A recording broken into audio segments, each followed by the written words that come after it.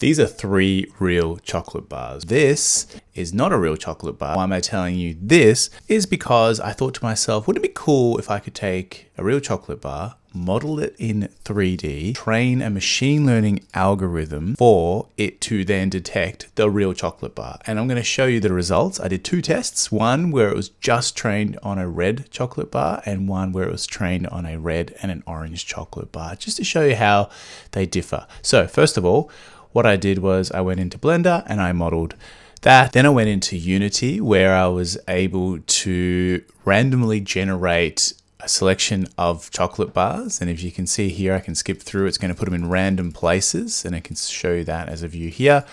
And what this is doing is this is saving to disk images that have the bounding box, and it's going to be used as the training data to tell us where the chocolate bar is in the image. But what do you do with that information? So the next thing I did was I actually jumped into Ultralytics, not sponsored, and I only used this because I wanted to be able to test the models on my phone, and this was the quickest and easiest way to do it. So what I did was, we'll start with this particular model here, this one, where I had 1,000 images. I had 800 training images, 200 validation images. These are the inputs.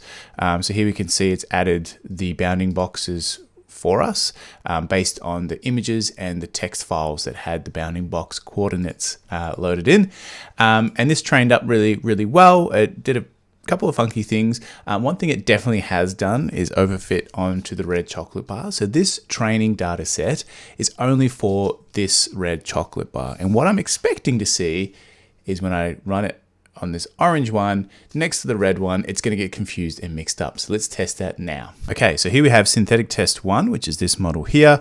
And when I bring this up, we can see here it performs really well and it's getting it correct on the red Tony's chocolate bar and doesn't get too confused by the green. But you'll see here when I bring in the orange, straight away, it thinks this is the red one. And the reason it thinks that is because it hasn't seen the orange before. So why don't we go ahead and swap out our models? Why don't we switch over to, okay, so now we're switching over to the second model, which is being trained on both red and orange. And as you can see straight away, it's having no problems detecting between the two. Now you'll probably notice here, hey Adam, why isn't it detecting the green? And that's because this isn't a general model. This is a model that has only been shown red and orange, which I think is absolutely fascinating. I think what's really cool about this is as we move into this world where large tech is building these, 10, 20, $30 billion models that are great at generalizing the world,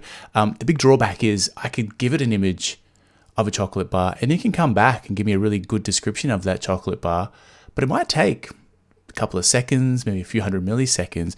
This model here will run at multiple times a second. It's able to detect the image within a few milliseconds, which is just amazing. So that second, going back to the model, so the second model I created looks like this. And what you'll notice is, where are we? Here we go. What you'll notice is now is the generation of the synthetic data has put the orange and red in lots of different scenarios. Whereas before, the first model would think this is all red, which makes sense. For the most part, if you zoom back and blur your eyes, it's kind of all similar. But the model's now learned that there is some key differences. So first of all, one is red, one is orange. Second one, you can already see Tony's is in blue on the red and it's in red on the orange, so on and so forth. So where am I going with this? I think the future is leveraging large language models and these multimodal models to do some really awesome generalized stuff, but I think they could be really key in training much smaller specific models to do really cool things. Now, I've just done this as a bit of a proof of concept. If you've got ideas on what we could be building, I'm thinking, self-driving car type stuff, detecting certain things out in the wild, but let me know what you're thinking. I'm quietly impressed by how well it's performed on synthetic data. Like these, when I trained this model, it was never given an actual image of a chocolate bar. Now, I must admit, this is a pretty primitive shape. It's not that hard. I could have probably just given it the label and it probably would have still got it.